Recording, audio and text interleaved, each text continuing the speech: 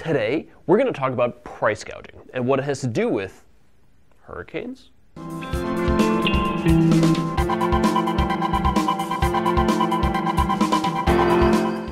When a hurricane goes through Florida, the need for ice or generators or gasoline shoots up, but the stores that usually sell those things are damaged or without power.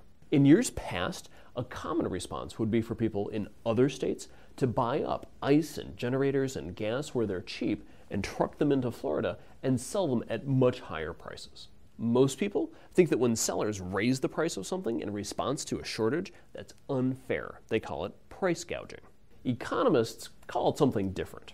The practice of buying something where it's cheap and then transporting it and selling it in a place where it's expensive is called arbitrage. A great example of arbitrage is how crops used to get from the farm to the city. Out in the country, you've got tons of food, but very few people. So the price of that food can be very low. In the city, you've got lots of hungry people and no farms. So the price of food can be very high. So the people with wagons would buy up as much cheap food in the country as they could carry, bring it into the city, and sell it at those higher prices. Since the more food you could move, the more money you would make, people started doing it with river barges, and then with trains, and now with trucks. Once you get enough people buying where it's cheap and selling where it's expensive, a funny thing happens. The price of food in the country is bid up, which is good for farmers, and the price of food in the city is competed down, which is good for consumers.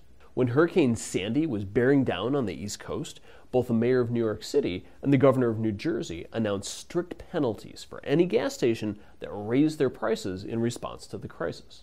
The storm did knock out some gas stations, but there were severe gas shortages even in areas that had power and limited damage.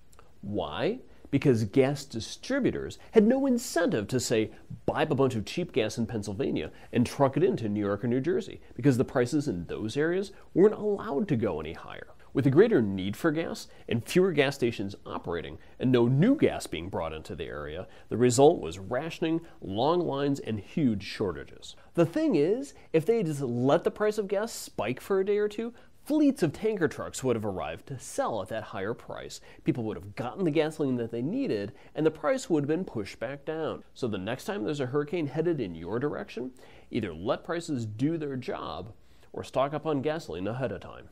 And who is Econguy? I'm Patrick Walsh. I'm an associate professor of economics at St. Michael's College near Burlington, Vermont.